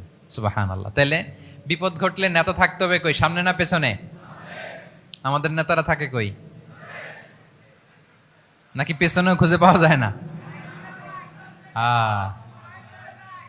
It's a big crisis. নেতা থাকবে কোথায়? Front liner. Leader should be front liner. উনি তো লিড দিবে, নেতৃত্ব দিবে। এখন উনারা যদি খুঁজে পাওয়া না যায় তাহলে থাকবে কিছু না। এই যে শিখতে হবে আমাদের, যেমনটা রাসূল সাল্লাল্লাহু আলাইহি ওয়াসাল্লাম করলেন। বিকট আওয়াজ, উনি আগে চলে গেছে, কাউকে না বলে দেখে দেখে চলে আসতেছে। আল্লাহু আকবার। হুনাইনের যুদ্ধে এক পর্যায়ে মুসলমানরা পর্যদুস্ত হয়ে যাচ্ছিল, আপনারা অনেকে জানেন। To make the long story short, পুরো ঘটনাটা আমি আনবো না। সাহাবারা দিক বিদিক ছুটতে আরম্ভ করলো। পাহাড়ের উপর থেকে এমন প্রবল বেগে তীর ছোড়া হচ্ছিল, সাহাবারা টিকতে পারছিল না, কেউ এদিকে কেউ ওদিকে। রাসূল সাল্লাল্লাহু আলাইহি ওয়াসাল্লাম এই তীর তলোয়ারকে উপেক্ষা করে সামনে যেয়ে দাঁড়ালেন ঢালের মতো, আর বললেন, আনা নবিয়্যু লা কাযিব, আনা ইবনু আব্দুল মুত্তালিব। এই সাহাবারা, আনা নবিয়্যু লা কাযিব, আমি সত্য নবী, আমার দিকে ফেরো, I'm the grandson of Abdul Muttalib, আমি দাঁড়িয়ে আছি, ফেরো। রাসূল সাল্লাল্লাহু আলাইহি ওয়াসাল্লামের যখন এই সাহসী স্টেটমেন্ট তারা পেলেন, আবার আল্লাহু আকবার ধ্বনি নিয়ে সাহাবারা সামনের দিকে এগিয়ে গেছেন। এই যে আগালেন, আর পিছু ফিরলেন না, হুনাইন জয় করেই ছাড়লেন। আল্লাহু আকবার। তাহলে ইতিহাসের পরতে পরতে, সিরাতের পরতে পরতে আমরা দেখবো যে রাসূল সাল্লাল্লাহু আলাইহি ওয়াসাল্লাম হি ওয়াজ এ হাইলি কারেজাস, অনেক সাহসী একজন ব্যক্তিত্ব ছিলেন, অত্যন্ত সাহসী পুরুষ ছিলেন। তাহলে নেতা হইতে হইলে তার কি লাগবে? সাহসিকতা লাগবে, তার তো লিড দিতে হবে ফ্রন্ট লাইন থেকে। এবং কাপুরুষতা, ভীরুতা, এটা থেকে রাসূল সাল্লাল্লাহু আলাইহি ওয়াসাল্লাম পানাহ চেয়েছেন। আল্লাহুম্মা ইন্নী আউযু বিকা মিনাল হাম্মি ওয়াল হাযান ওয়া আউযু বিকা মিনাল আজজি ওয়াল কাসাল ওয়া আউযু বিকা মিনাল জুবনি ওয়াল বুখল। জুবন মানে কি? ভীরুতা, কাপুরুষতা। হে আল্লাহ, আমি ভীরুতা থেকে, কাপুরুষতা থেকে পানাহ চাই। আমরা যেন কাপুরুষ না হই, আমরা যেন ভীরু না হই, আমরা যেন সত্যের বীর সেনানী হয়ে আবু সাঈদের মতো এরকম দুই হাত প্রসারিত করে দাঁড়াতে পারি, ঠিক কিনা? এই যে কারেজাস আবু সাঈদ, হ্যাঁ, is the icon of courage of Bangladesh. কি বলেন? এই যে বুক টান টান করে যে হাত দুইটা প্রসারিত করে দাঁড়ালো, আল্লাহু আকবার। গোটা বিশ্ব এখন তাকে আইকনিক ফিগার হিসেবে মেনে নিস। কি বলেন? গোটা বিশ্ব তাকে চিনছে, তার জন্য দোয়া করছে। তাহলে courage, it's an essential leadership trade, এটা লাগবে প্রিয় ভাইয়েরা। আল্লাহ তাআলা এই কারেজ, এই সৎ সাহস দিয়ে আমাদেরকে ধন্য করুক। কটা গেল? 6টা। 7 নম্বরে হচ্ছে কনফ্লিক্ট রিজলভিং এবিলিটি। বিরোধ নিষ্পত্তি করার মতো যোগ্যতা থাকতে হবে নেতার। অর্থাৎ নেতা হইতে হবে এমন যে বিরোধকে নিষ্পত্তি করে দিতে পারে, মিটমাট করে দিতে পারে, ঝগড়া লাগলে মিটাই দিতে পারে। এটা গুরুত্বপূর্ণ কোয়ালিটি না নেতার জন্য? কি বলেন? রাসূল সাল্লাল্লাহু আলাইহি ওয়াসাল্লামের কিন্তু এটা ছিল, বিরোধ নিষ্পত্তি করা। রাসূল সাল্লাল্লাহু আলাইহি ওয়াসাল্লাম মক্কা থেকে মদিনায় যে 1 ঘন্টায় বছরের পর বছর চলে আসা যুদ্ধ, they use to fight each other, Aws and Khazraj, 1 ঘন্টায় যুদ্ধ থামাই দিয়েছেন। আল্লাহু আকবার। He was a very good mediator and arbitrator. রাসূল সাল্লাল্লাহু আলাইহি ওয়াসাল্লাম অত্যন্ত ভালো মধ্যস্থতাকারী ছিলেন, ভালো মধ্যস্থতাকারী তিনি ছিলেন। তিনি থামিয়ে দিতে পারতেন, বিরোধকে থামাতে পারতেন। আপনারা জানেন যে মক্কায় একবার সম্ভবত অগ্নিকাণ্ডের কারণে কাবা ঘর জ্বলে গিয়েছিল, ধ্বংস হয়েছিল, কিছু অংশ নষ্ট হয়ে গিয়েছিল। কাবাকে রিনোভেট করা হয়েছিল, ফলে কাবার একটা কর্নারে যে ব্ল্যাক স্টোন কর্নার, রুকনুল হাজারিল আসওয়াদ, হাজরে আসাদ পাথরকে সরিয়ে রাখা হয়েছিল। এখন কাবা যখন পুনর্নির্মাণ শেষ, ওই হাজরে আসওয়াদ পাথরকে আবার তার জায়গায় রাখা হবে। কিন্তু কে রাখবে? সবাই রাখতে চায়। সব দলের নেতারা বলে আমরা রাখবো। এক দলের নেতা বলে যে আমি রাখবো, এটা অনেক very prestigious and dignified issue, এই প্রেস্টিজ আমরা কাউকে নিতে দিব না। আরেক দলের নেতা বলে না, আমাদের পাওয়ার বেশি, আমরা রাখবো। আরেক দলের নেতা বলে যে না, এটা আমাদেরই। আরেকজন বলে রক্তের গঙ্গা বইয়ে দিব মক্কায়, কিন্তু এই সম্মান হাত ছাড়া হতে দেব না। এখন জাতীয় চার নেতা গেছে চারদিকে, সমাধান তো নাই। পাথর কয়টা? পাথর তো মাত্র একটা। ইন দ্য মিন টাইম রাসূল সাল্লাল্লাহু আলাইহি ওয়াসাল্লাম আসলেন। রাসূল সাল্লাল্লাহু আলাইহি ওয়াসাল্লামকে দেখেই সবাই হ্যাপি। সবাই বলে যা আমিনুন রাদিনা বি, এই তো আলামিন আসছে, ওই ফয়সালা করবে। সুবহানাল্লাহ, এই তো আলামিন আসছে, সেই ফয়সালা করে দিবে আমাদের মধ্যে। আল্লাহ রাসূল সাল্লাল্লাহু আলাইহি ওয়াসাল্লাম বললেন কি হয়েছে? এই ঘটনা। জাতীয় চার নেতা বলে এই পাথর নিয়ে তারা নিজেরা রাখবে, কাউকে দিবেন। রাসূল সাল্লাল্লাহু আলাইহি ওয়াসাল্লাম বললেন ঠিক আছে, একটা চাদর নিয়ে আসো। চাদর নিয়ে আসা হলো। এবার জাতীয় চার নেতা চাদরের চার কর্নার ধরে দাঁড়ালো। রাসূল সাল্লাল্লাহু আলাইহি ওয়াসাল্লাম নিজ হাতে হাজরে আসওয়াদ তুলে চাদরের মাঝখানে রাখলেন। এবার চার নেতাকে বললেন আসো তোমরা আমার সাথে। তারা আগাতে লাগলো। কাবা ঘরের সামনে যখন আসলো, রাসূল সাল্লাল্লাহু আলাইহি ওয়াসাল্লাম নিজ হাতে, ওনার বরকতময় হাতে আবার হাজরে আসওয়াদ ধরে ঠিক জায়গা মতো রেখে দিলেন। এতক্ষণ কিন্তু চার নেতা কি বলছে? কাউরে ধরতে দিব না, কাউকে। কিন্তু এখন চাদরের কোনা ধরেই কি happy. This is called conflict resolving ability. একজন নেতার এরকম কনফ্লিক্ট, সমাজে যখন এই ধরনের বিরোধ তৈরি হয়, ঝামেলা তৈরি হয়, মারামারির মতো পরিস্থিতি তৈরি হয়, সংঘাতের মতো একটা সিচুয়েশন হয়, নেতা এটাকে রিজলভ করার ক্যাপাসিটি, এবিলিটি তার থাকতে হবে। আল্লাহ রাসূল সাল্লাল্লাহু আলাইহি ওয়াসাল্লামকে আল্লাহ তাআলা এটা দিয়েছিলেন। আল্লাহু আকবার। শুধু বড় বড় জিনিস না, ছোট ছোট জিনিসও করতে হয়। লেটস সে নিজ দলের নেতা কর্মীদের মধ্যে মারামারি, নিজ দেশের ভেতরে মারামারি, দেশের সাথে প্রতিবেশী দেশের বিরোধ, রিজিওনাল সুপার পাওয়ার হলে আশেপাশের অনেকগুলো দেশের মধ্যে বিরোধ, আপনাকে নেতা হয়ে এগুলো মিটমাট করে দিতে হবে। সুপার পাওয়ার যদি হয়ে যান, গোটা বিশ্বের যেখানে ঝামেলা লাগে, দেখেন না বড় বড় মোড়লরা কি করে? ওই কাতারে বসে বসে ওই আফগানিস্তান, তারপর ওই ইসরায়েল, কাতার মিলাই দিচ্ছে। দেখেন না এগুলো নিউজে আপনারা? This is called conflict resolving ability. কনফ্লিক্টকে রিজলভ করতে জানতে হয়। রাসূল সাল্লাল্লাহু আলাইহি ওয়াসাল্লাম এরকম রাষ্ট্রীয় পর্যায়ে, বড় বড় সামাজিক পর্যায়ে, এমনকি ফ্যামিলি অ্যাফেয়ার্স এর মধ্যে যত বিরোধ লাগতো রাসূল সাল্লাল্লাহু আলাইহি ওয়াসাল্লাম মিলাই দিতেন। আল্লাহু আকবার। ফ্যামিলি কাউন্সিলিং, এজন্য প্রত্যেক ইমাম খতিবদের এই কাউন্সিলিং এর উপর ট্রেনিং নেওয়া দরকার। আমাদের পরিবারগুলো ভেঙে যাচ্ছে, পরিবারগুলো কি হচ্ছে? ভেঙে যাচ্ছে। আমি পশ্চিমা দেশে আমাদের অনেক স্কলারদের দেখেছি, যারা ইমাম এবং খতিব, তাদের আলাদা করে উইকলি 7 ঘন্টা, 8 ঘন্টা, 10 ঘন্টা এরকম রাখতে হয় ফ্যামিলি কাউন্সিলিং এর জন্য। যাদের মধ্যে বিরোধ, হাজব্যান্ড ওয়াইফের ঝামেলা চলতেছে, উনি কাউন্সিলিং করে। এটা খুব জরুরি। আল্লাহ রাসূল সাল্লাল্লাহু আলাইহি ওয়াসাল্লাম এটা করতেন, সাহাবাদের মধ্যে করতেন, ইভেন নিজের স্ত্রীদের মধ্যেও করতেন। সহিহ বুখারীতে এসেছে, ওনার স্ত্রীদের মধ্যে 2টা গ্রুপ ছিল। পজিটিভলি নেন, 2টা গ্রুপ, আবার এটা ওই গ্রুপ মনে করেন না। অর্থাৎ মানবিক কারণে সামান্য যে জেলাসি থাকে এক স্ত্রীর সাথে আরেক স্ত্রীর, এটা তো খুব স্বাভাবিক। তো ওই ওনাদের মধ্যে একসাথে তো অ্যাট এ টাইমে খুব সম্ভবত 9 জন স্ত্রী বেঁচে ছিলেন। হাফসা রাদিয়াল্লাহু তাআলা আনহাকে কেন্দ্র করে একটা গ্রুপ, আয়েশা রাদিয়াল্লাহু তাআলা আনহাকে কেন্দ্র করে একটা গ্রুপ। তাদের মধ্যে অনেক কথাবার্তা, কিছু মানবিক কারণে যেগুলো হয়, এটা কিন্তু ছিল। রাসূল সাল্লাল্লাহু আলাইহি ওয়াসাল্লাম প্রায় ওনাদেরকে নিয়ে বসে এগুলো রিজলভ করে দিতেন। ওনার নিজের কন্যা ফাতেমা রাদিয়াল্লাহু তাআলা আনহার সাথে আলী রাদিয়াল্লাহু তাআলা আনহার যদি মনোমালিন্যের ঘটনা ঘটতো, এগুলো উনি রিজলভ করে দিতেন। এবং খুব কাছাকাছি ছিল কিন্তু ঘর। যারা মদিনায় মাআরিদুস সিরান নাবাবিয়া ওগুলোতে গিয়েছেন, দেখবেন যে রাসূল সাল্লাল্লাহু আলাইহি ওয়াসাল্লামের ঘরের পাশেই অন্যান্য স্ত্রীদের ঘরগুলো একটার পর একটা, পাশেই ফাতেমা রাদিয়াল্লাহু তাআলা আনহার ঘর। একবার তিনি দুপুরবেলা ফাতেমা রাদিয়াল্লাহু তাআলা আনহার ঘরে গেলেন, যে দেখেন যে ঘরে আলী রাদিয়াল্লাহু তাআলা আনহু নেই। তো জিজ্ঞেস করলেন যে তোমার হাজবেন্ড কোথায়? আইনা ইবনু আম্মি, কোথায় আলী কোথায়? তো বললেন যে কানা বাইনি ওয়া বাইনাহু শাই, আমাদের মধ্যে একটু ঝগড়াঝাটি হয়েছে আর কি, মনোমালিন্য হয়েছে। ফাগাদাবানি, উনি একটু রেগে গেছেন আমার উপর। ফাখারাজা ফালাম ইয়াকিল ইনদি, প্রত্যেকদিন খাওয়ার পরে তো এখানেই কাইলুলা করে, আজকে আর ঘরে কাইলুলা করে নাই, কই যেন চলে গেছে। তো কোথায় গেল? রাসূল সাল্লাল্লাহু আলাইহি ওয়াসাল্লাম লোক পাঠালো, খুঁজে দেখো আলী কোথায়। আলী রাদিয়াল্লাহু তাআলা আনহু উনি মনের কষ্ট নিয়ে মসজিদে নববীর মধ্যে শুয়ে আছেন। রাসূল সাল্লাল্লাহু আলাইহি ওয়াসাল্লাম খুঁজতে খুঁজতে মসজিদে নববীর ভেতরে গেলেন, দেখলেন যে উনি যে শুয়ে আছে, ওনার গায়ের জামাটা এক পাশে পরে আছে, আর বালুর মধ্যে ওনার শরীর পড়ে আছে। তো উনি ডাকলেন, কুম ইয়া আবা তোরাব, কুম ইয়া আবা তোরাব, মানে হে বালির বাবা আলী, বালির বাবা আলী ওঠো ওঠো। মজা করে বললেন যে ইয়া আবা তোরাব, যেহেতু বালি লেগে আছে গায়ে, বালির বাবা আলী ওঠো। ওখান থেকে ধরে এনে ফাতেমা রাদিয়াল্লাহু তাআলা আনহার কাছে নিয়ে দুইজনকে পাশে বসি, এই যে আবার মিটমাট। এটা ছিল রাসূল সাল্লাল্লাহু আলাইহি ওয়াসাল্লামের ডেইলি বেসিসে একটা অ্যাক্টিভিটি। কনফ্লিক্ট তিনি রিজলভ করে দিতেন। সহিহ বুখারীতে একটা অধ্যায় আছে, কিতাবুস সুলহি ফিল বুখারীতে, বুখারীতে আছে কিতাবুস সুলহ, এটার নাম, অধ্যায়টার নাম হচ্ছে কিতাবুস সুলহ, মানে মীমাংসা করে দেওয়ার অধ্যায়।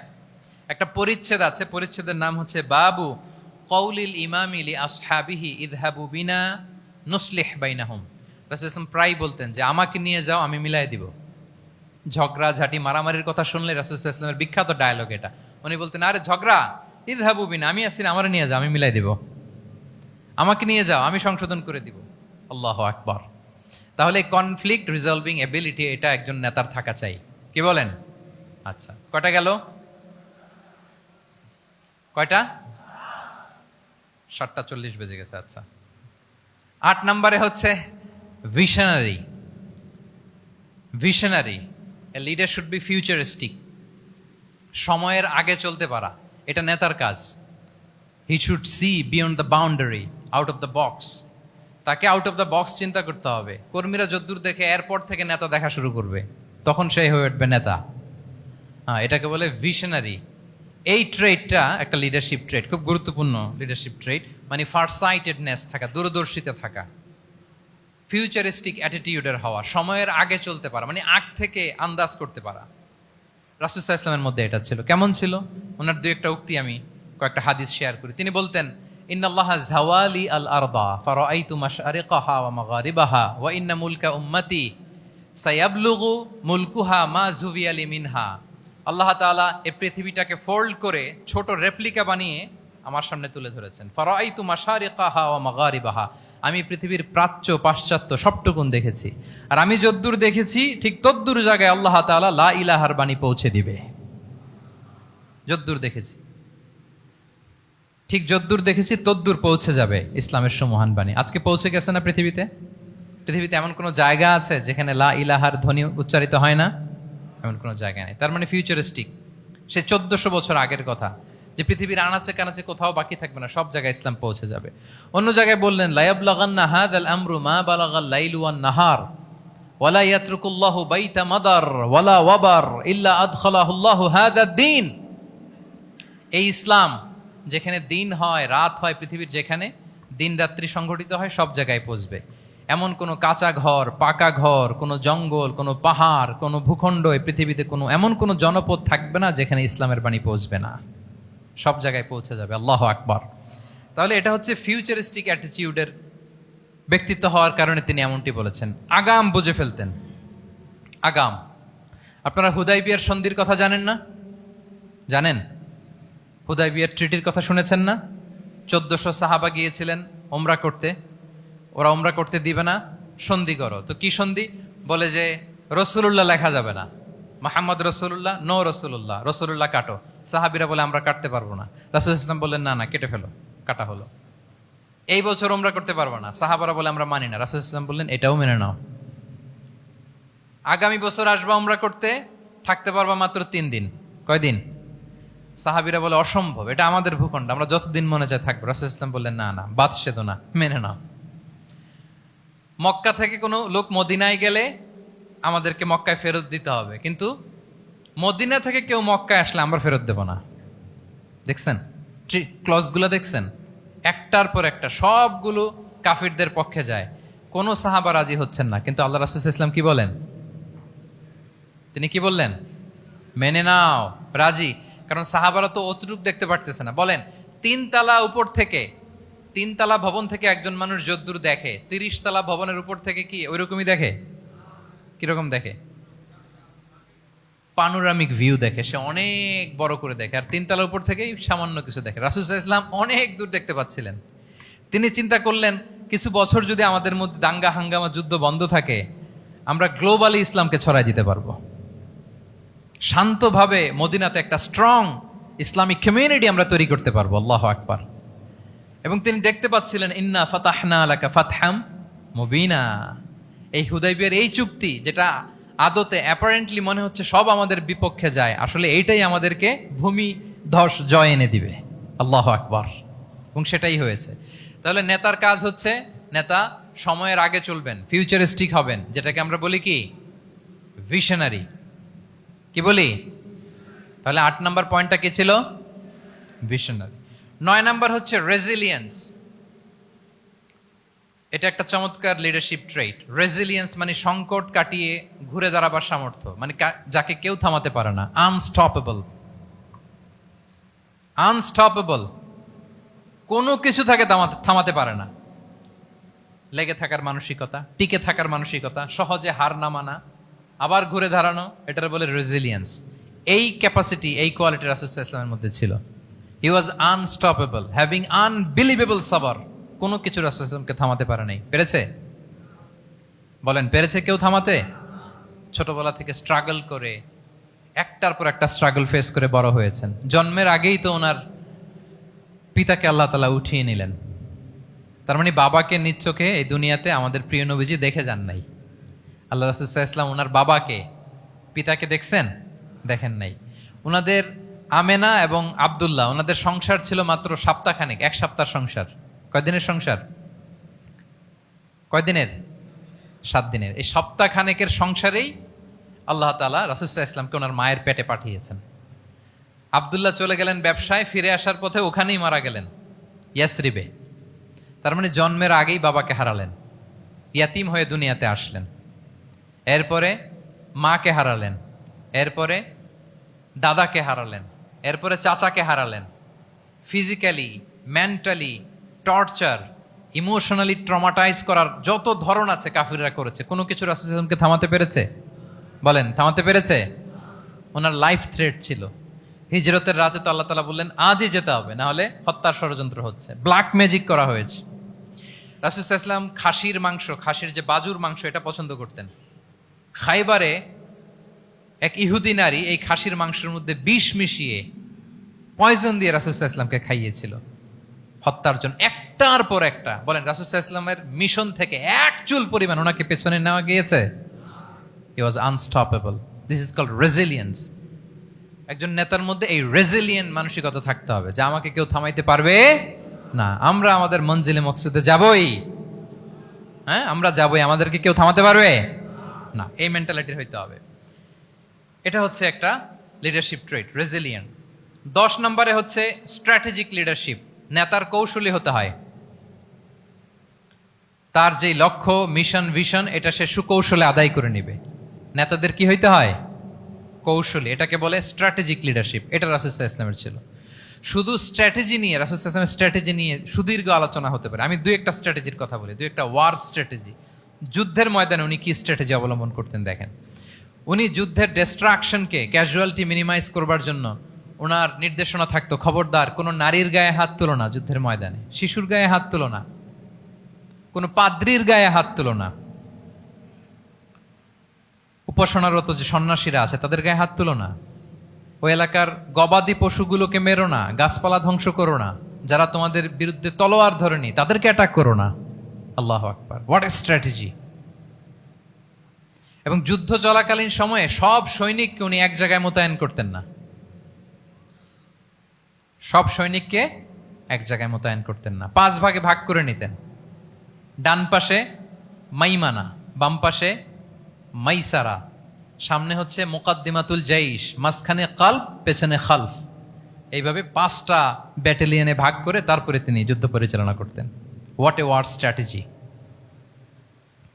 বদরের যুদ্ধে যখন পৌঁছলেন, মক্কা থেকে মদিনা থেকে 130 কিলোমিটার দূরে, দূরে আফসা দেখা যায়, মরিচিকার মধ্যে দেখা যায় ওই যে মুশরিকরা ওখানে আসছে, কিন্তু তারা কতজন এটা তো বোঝা যায় না।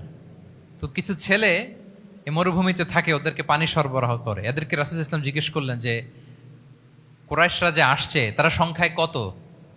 এটা না জানলে তো উনি ওনার ওয়ার স্ট্র্যাটেজি ঠিক করতে পারবেন না, যুদ্ধের কৌশল। তো এরা বলে নাহনু লা নাদরি, আমরা জানি না কত। এখন এটা কিভাবে তিনি বের করবেন? সংখ্যায় তারা কত এটা তো আমাকে ফাইন্ড আউট করতে হবে। রাসূল সাল্লাল্লাহু আলাইহি ওয়াসাল্লাম বলেন যে ওরা কি খায়? বলে যে প্রতিদিন ওট জবাই করে খায়। তো রাসূল সাল্লাল্লাহু আলাইহি ওয়াসাল্লাম বলেন যে প্রতিদিন কয়টা ওট লাগে? বলে যে ইয়াউমান তিসআন ওই ইয়াউমান আশরান, 2 দিন হয়েছে আসছে, তো প্রথম দিন দেখলাম 9টা জবাই করছে, আজকে দেখছি 10টা জবাই করছে। রাসূল সাল্লাল্লাহু আলাইহি ওয়াসাল্লাম বললেন ইদান আল কওমু মা বাইনা আত-তিসআমিয়া ওয়াল আলফ, তাহলে ওরা 900 থেকে 1000 এর মধ্যে। সুবহানাল্লাহ। এবার বলেন বদরের যুদ্ধে কুরাইশদের সংখ্যা ছিল কত? আল্লাহু আকবার, হোয়াট এ ওয়ার স্ট্র্যাটেজি। নমুনা দেখে বুঝে ফেলছেন কতজন তারা। এইভাবে রাসূল সাল্লাল্লাহু আলাইহি ওয়াসাল্লাম ওনার স্ট্র্যাটেজি নির্ধারণ করতেন। লোকেশন শেয়ার করতেন না। সুবহানাল্লাহ। কোথায় যাবেন বলতেন না, চলো চলো বলে ছুটতেছেন। কোথায় যাবেন উনি জানেন। অ্যাটাক করবেন এই দিকে, ডান দিকে। অ্যাটাক করবেন কোন দিকে? কিন্তু মদিনা থেকে বের হতেন বাম দিক দিয়ে। অ্যাটাক করবেন উত্তরে, মদিনা থেকে বের হতেন কোন দিক দিয়ে? দক্ষিণ দিক দিয়ে। যে রাতে হিজরত করবেন মদিনা উত্তর দিকে, উনি দক্ষিণ দিকে চলে গেছেন গারে সাউরে 3 দিন থেকে আগে, ওরা যাতে বুঝতে না পারে। সুবহানাল্লাহ। এটা ছিল রাসূল সাল্লাল্লাহু আলাইহি ওয়াসাল্লামের ওয়ার স্ট্র্যাটেজি। এবং সবাই যেই পথে মক্কা থেকে মদিনা যায় উনি কিন্তু ওই পথে যাননি। ক্যারাভেনগুলো, কাফেলাগুলো যেই পথে মক্কা থেকে মদিনা ইউজুয়াল রুট যেটা, যাননি। সাওয়াহেলি পথে, সাগরের পাশ দিয়ে স্পেশাল একজন গাইড ভাড়া করে তিনি গিয়েছেন। আল্লাহু আকবার। This is called strategy. তাহলে স্ট্র্যাটেজিক লিডারশিপ লাগবে। একজন নেতার স্ট্র্যাটেজিক প্ল্যানিং ঠিক করা লাগবে। এটা তাকে সামনের দিকে আগাতে অনেক সহায়তা করবে। রাসূল সাল্লাল্লাহু আলাইহি ওয়াসাল্লামের যে জিও পলিটিক্যাল অ্যাওয়ারনেস, এগুলো নিয়ে কথা বলতে গেলে অনেক লম্বা সময় লাগবে, আমরা যাব না। 10 নম্বরে ছিল স্ট্র্যাটেজিক লিডারশিপ, 10টা বলে ফেলছি, আর 2টা 2 মিনিটে বলে শেষ করব। 11 নম্বর প্র্যাকটিক্যাল উইজডম। প্র্যাকটিক্যাল উইজডম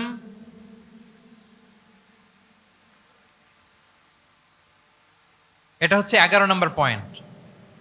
অর্থাৎ প্রজ্ঞা থাকতে হবে। একজন নেতা যে ডিসিশনগুলো সে মেক করবে, এটা প্রজ্ঞায় সুসজ্জিত হইতে হবে। আল্লাহ রাসূল সাল্লাল্লাহু আলাইহি ওয়া আলিহি ওয়াসাল্লামের যতগুলো সিদ্ধান্ত ছিল, কাজ ছিল, কোনোটাই প্রজ্ঞা থেকে খালি ছিল না, সবগুলো ছিল প্রজ্ঞায় সমৃদ্ধ। ভুরি ভুরি উদাহরণ হাজির করা যেতে পারে। আমি 2টা উদাহরণ দিই। মাক্কি জীবনের একটা উদাহরণ দিই, মাক্কান ইরার একটা উদাহরণ। রাসূল সাল্লাল্লাহু আলাইহি ওয়াসাল্লাম মক্কাতে নবুয়তের 5ম বৎসরে যখন নও-মুসলিম সাহাবাদের উপর অত্যাচারের মাত্রা মারাত্মক বেড়ে গেল, রাসূল সাল্লাল্লাহু আলাইহি ওয়াসাল্লাম সাহাবাদেরকে হিজরতে পাঠালেন। বলেন তো কোথায় পাঠিয়েছিলেন? সবাই বলুন। আবিসিনিয়াতে, বর্তমান ইথিওপিয়া, ইরিত্রিয়া, ওই এরিয়াতে আবিসিনিয়াতে তিনি পাঠালেন। বললেন যে দেয়ার ওয়াজ এ জাস্ট কিং আসহামা নেগাস। বললেন যে ওখানে আবিসিনিয়াতে যাও, ওখানে আসহামা নামে নাজ্জাশী একজন বাদশা আছে, খুব ভালো। তাদেরকে পাঠালেন নবুয়তের 5ম বৎসরে। যেতে লাগলো, এক এক সময় এক এক সাহাবী যায়, যে যে ওখানে বড় একটা বেস তৈরি হলো, মুসলিম কমিউনিটি তৈরি হলো। এরপর 13 বছর পরে মাক্কি 13 বছর, মাক্কি জিন্দেগির 13 বছর শেষ করে নবুয়তের রাসূল ইসলাম কোথায় চলে গেলেন? মদিনায়। মদিনায় যে রাসূল ইসলাম একটা ইসলামী স্টেট তিনি প্রতিষ্ঠা করলেন। প্রথম হিজরি যায়, দ্বিতীয় হিজরি যায়, একটার পর একটা যুদ্ধ যায়, মুসলিম কমিউনিটি বাড়ে, কমপ্লিট ইসলামিক স্টেট হয়ে যায়। কিন্তু ওই আবিসিনিয়া থেকে ওই গ্রুপ আর ফিরে না। নবুয়তের 5ম বৎসরে যে গ্রুপকে রাসূল সাল্লাল্লাহু আলাইহি ওয়াসাল্লাম জাফর ইবনে আবু তালেবের নেতৃত্বে আবিসিনিয়ায় পাঠিয়েছিলেন, তারা মদিনায় কোন হিজরিতে আসছে জানেন? এইটা যদি কেউ উত্তর দিতে পারে তাহলে বুঝবো he is very genius in সিরাত। কত জোরে? 9ম, 7ম? মাশাআল্লাহ। কয়জন বলছে? এটা জানতেন কে কে? হাত তোলেন। মাশাআল্লাহ, অনেক জিনিয়াস আছে তো এখানে। হ্যাঁ, লটস অফ জিনিয়াস। মাশাআল্লাহ, মাশাআল্লাহ, তাবারাকাল্লাহ। জি, 7ম হিজরিতে এসেছিলেন জাফর ইবনে আবি তালেবের নেতৃত্বে। এখানে হিকমা, রাসূল সাল্লাল্লাহু আলাইহি ওয়াসাল্লামের উইজডমের ব্যাপারটা হচ্ছে মদিনাতে একের পর এক কোরআনের আয়াত নাজিল হচ্ছে, আহকামগুলো সাহাবারা প্র্যাকটিস করতেছে। মসজিদে নববী হলো, ইসলামিক স্টেট হলো, বদরের যুদ্ধ হলো, উহুদ হলো, খন্দক হয়ে গেল, সব হয়ে যায়। কিন্তু ওনারা ফিরেন না কেন? ওনারা ফিরলেন সেই 7ম হিজরিতে খায়বার বিজয়ের পরে। এবং যেদিন জাফর ইবনে আবি তালেব আবিসিনিয়া থেকে সবাইকে নিয়ে ফিরলেন, রাসূল ইসলাম এত খুশি হলেন, উনি বললেন বিআইয়িহিমা আনা লা আদরি বিআইয়িহিমা আনা আফরাহ বিফাতহি খাইবার আও বিকুদুমি জাফর। আজকে কোনটাতে আমি বেশি হ্যাপি আমি জানি না, আমার ভাই জাফরকে পেয়ে নাকি খাইবার বিজয়ের কারণে। আমি কনফিউশনে পড়ে গেছি যে এইটাতে বেশি খুশি হইলাম নাকি ওইটাতে। এর কারণ হচ্ছে রাসূল সাল্লাল্লাহু আলাইহি ওয়াসাল্লাম অপেক্ষা করতেছিলেন যে মদিনা এই স্টেটটাকে আগে ইন্টারনাল এবং এক্সটার্নাল যত থ্রেট হতে পারে সবগুলো থেকে আগে সেফ জোন বানাতে হবে। এমনও হতে পারে মদিনা হাতছাড়া হয়ে যেতে পারে। মদিনা যদি হাতছাড়া হয়, মদিনা থেকেও যদি আমার হিজরত করা লাগে, আমি কই যাব? ওইটারে সেকেন্ড বেস, প্ল্যান বি হিসেবে রেখে দিয়েছিলেন যে জাফর তুমি আইসো না, তুমি থাকো, নতুন নতুন যা আয়াত আসবে আমি সাহাবী দিয়ে এই বিধানগুলো পাঠাবো, ওখানে প্র্যাকটিস করতে থাকো, ইউল বি ফাইন দেয়ার, থাকো, আশা লাগবে না। থাকতে থাকতে সপ্তম হিজরি পর্যন্ত, খন্দকের যুদ্ধের মাধ্যমে যখন কুরাইশদের 20 দাঁত ভেঙে দেওয়া হলো, সপ্তম হিজরিতে যখন খায়বার দুর্গ বিজয় হয়ে গেল, now Islam came as a regional super power. রাসূল ইসলাম বুঝলেন আর ইন্টারনাল থ্রেটও নাই, এক্সটার্নাল থ্রেটও নাই, এবার আর কোনো টেনশন নাই। জাফর ইবনে আবি তালিবকে চিঠি পাঠালেন, তিনি বিশাল বাহিনী নিয়ে মুসলিমদেরকে নিয়ে তিনি ব্যাক করলেন মদিনাতে। আল্লাহু আকবার। This is call wisdom, practical wisdom. রাসূল সাল্লাল্লাহু আলাইহি ওয়াসাল্লামের এইভাবে এমন কোনো সিদ্ধান্ত নাই যেটার পেছনে প্রজ্ঞা ছিল না, প্রত্যেকটা সিদ্ধান্ত ছিল প্রজ্ঞায় সুসজ্জিত। আমরা যদি মদিনার একটা উইজডমের কথা খেয়াল করি, খুব সংক্ষেপে বলি, মদিনাতে আল্লাহ রাসূল সাল্লাল্লাহু আলাইহি ওয়া আলিহি ওয়াসাল্লাম, মদিনার সোসাইটিতে মুনাফিক কারা বলেন তো? এটা কি রাসূল সাল্লাল্লাহু আলাইহি ওয়াসাল্লাম জানতেন না? জানতেন কিনা বলেন? এই জানাটা কি ধারণা বেজ, মানে মনে হয় ও মুনাফিক এরকম, নাকি গাইডেড বাই ওয়াহি, গাইডেড বাই রেভেলেশন? স্বয়ং আল্লাহ তাআলা জানিয়ে দিয়েছেন। এরপরও কোনোদিন রাসূল সাল্লাল্লাহু আলাইহি ওয়াসাল্লাম মানুষের সামনে কাউকে মুনাফিক বলে পরিচয় করিয়ে দেন নাই। মদিনার সোসাইটিতে কেউ জানতো না, বুঝতে পারতো আচরণ মুনাফিকের মতো, কিন্তু রাসূল ইসলাম কখনো বলেন নাই যে ও মুনাফিক। কখনো বলছেন? বলেন নাই। চিন্তা করছেন? আমরা তো কথায় কথায় ফেসবুকে মন মতো না হইলে কি লিখি? মন মতো না হলেই বেসড অন অ্যাজাম্পশন, আমার মন মতো হয় নাই, ও মুনাফিক। কিন্তু ওহী দ্বারা সুনিশ্চিত হয়েও রাসূল সাল্লাল্লাহু আলাইহি ওয়াসাল্লাম কাউকে মুনাফিক বলে অ্যাড্রেস করেন নাই। আল্লাহু আকবার। কেন করেন নাই? মুসলিম সাহাবারা চটে যাবে, মুনাফিকদেরকে হত্যা করবে। তখন মুশরিকরা, কোরাইশরা, ইহুদিরা কি বলবে? যে মুহাম্মদের অনুসারীরা একে অন্যকে হত্যা করে। কারণ মুনাফিকরা তো অন্য সাহাবীদের মতো তারাও মসজিদে নববীতে এসে রাসূল সাল্লাল্লাহু আলাইহি ওয়াসাল্লামের পেছনে নামাজ পড়তো। অ্যাপারেন্টলি দেখতে তো তারাও মুমিন, দেখতে তারাও কি মুমিন। কখনো রাসূল সাল্লাল্লাহু আলাইহি ওয়াসাল্লাম বলেন না। তবে হুযায়ফা ইবনুল ইয়ামান রাদিয়াল্লাহু তাআলা আনহু নামে একজন সাহাবী, উনি মদিনার গোয়েন্দা বিভাগের প্রধান ছিলেন রাসূল সাল্লাল্লাহু আলাইহি ওয়াসাল্লামের। উনাকে বলে গিয়েছিলেন কারা কারা মুনাফিক, নামের লিস্টটা অ্যাজ এ রেফারেন্স শুধু উনাকে বলেছিলেন, আর কাউকে বলেন নাই। এজন্য ওমরে ফারুক রাদিয়াল্লাহু তাআলা আনহু যখন মদিনার খলিফা, তখন তিনি কেউ মারা গেলে ওনাকে যখন জানাজার ইমামতির জন্য বলা হতো, উনি দেখতেন যে ওই জানাজায় হুযায়ফা গিয়েছে কিনা। যদি হুযায়ফা ইবনুল ইয়ামান ওখানে যেতেন, উনি ওই নামাজের ইমামতি করতেন। আর যদি দেখতেন ওইখানে হুযায়ফা নাই, ওইখানে ওমরও নাই রাদিয়াল্লাহু তাআলা আনহু, আল্লাহু আকবার, তিনি কৌশলে পাশ কাটিয়ে বলতেন অন্য কেউ এই নামাজের ইমামতি করে দাও, আমি যাব না। আল্লাহু আকবার। তাহলে রাসূল সাল্লাল্লাহু আলাইহি ওয়াসাল্লামের উইজডম দেখেন, তিনি কমিউনিটির মধ্যে ইউনিটি ধরে রাখার জন্য কখনো মুনাফিকদের নাম বাই নেম তাদেরকে চিনতেন, কখনো ডিসক্লোজ করেন নাই। আল্লাহু আকবার। This is called wisdom. তাহলে 11 নম্বর কি ছিল? Practical wisdom. লাস্ট পয়েন্ট, অনেক লম্বা হয়ে গেছে আলোচনা।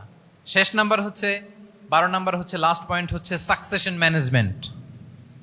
A good leader produces a good leader, a true leader produces a true leader. একজন ভালো নেতা সে ভালো নেতা তৈরি করে, কি বলেন? একজন যোগ্য নেতা আরো যোগ্য উত্তরসূরি তৈরি করে, ঠিক কিনা বলেন? আমি শুধু নেতা, নেতৃত্বের সব গুণ আমার মধ্যে খালি হাবুডুবু খায়, আমি কাউরে নেতা বানাতে পারলাম না, তো আমি চলে যাওয়ার পরে আমার দল চালাবে কে? আমার দেশ চালাবে কে? এই উম্মাকে নেতৃত্ব দিবে কে? রাসূল সাল্লাল্লাহু আলাইহি ওয়াসাল্লাম নিজে যেমনি অনুসরণীয় নেতা ছিলেন, অনুকরণীয় নেতৃত্ব দিয়েছেন, তিনি এরকম নেতৃত্ব তৈরিও করে গিয়েছেন, ঠিক কিনা বলেন? আল খোলাফা আর রশিদিন আল মাহদিন, তাদের কথা যদি খেয়াল করেন, আবু বকর রাদিয়াল্লাহু তাআলা আনহুর ব্যাপারে তো ওনার প্রচ্ছন্ন কিছু ইঙ্গিতও ছিল। ওনার অবর্তমানে নামাজ পড়িয়েছে কে মসজিদে নববীতে? আবু বকর রাদিয়াল্লাহু তাআলা আনহু। ওনার হজ পালনের আগে হজের জন্য পাঠিয়েছিলেন কাকে? নবম হিজরিতে আবু বকর রাদিয়াল্লাহু তাআলা। এগুলো ছিল প্রচ্ছন্ন ইঙ্গিত। এবং সাকিফায়ে বনু সাঈদাতে ওমরে ফারুক বললেন যে আপনাকেই আমরা নেতা মানি, সবাই এক বাক্যে মেনে নিল। আজও ওই জায়গাটা মসজিদে নববীর এক পাশে সাকিফায়ে বনু সাঈদার বড় সাইনবোর্ড আছে, ওখানে বিকেলবেলা আনসারী সাহাবারা বসে গল্প করতেন। ওই জায়গাতে আবু বকর রাদিয়াল্লাহু তাআলা আনহুর খলিফা নির্বাচনের ব্যাপারটা ঘটেছিল। উনি ওসিয়ত করে গিয়েছিলেন ওমরে ফারুক রাদিয়াল্লাহু তাআলা আনহু খলিফা হবেন। ওমরে ফারুককে যখন অ্যাসাসিনেশন করা হলো, উনি একটা প্যানেল করে দিয়ে গেলেন।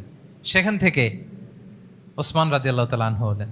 ওসমান রাদিয়াল্লাহু তাআলা আনহুর হত্যা পরবর্তী উদ্ভূত পরিস্থিতিতে আলী রাদিয়াল্লাহু তাআলা আনহু হলেন। একজনের চেয়ে আরেকজন শ্রেষ্ঠ, একজনের চাইতে আরেকজনের মানাকিব অসাধারণ, অসাধারণ।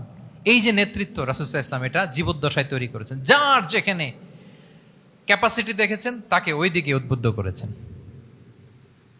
যার মধ্যে যুদ্ধের ব্যাপারে জ্ঞান দেখেছেন তাকে যুদ্ধের সেনাপতি বানিয়েছেন। Khalid bin Walid, chief of the Muslim military, Muslim বাহিনীর সেনাপ্রধান ছিলেন কে?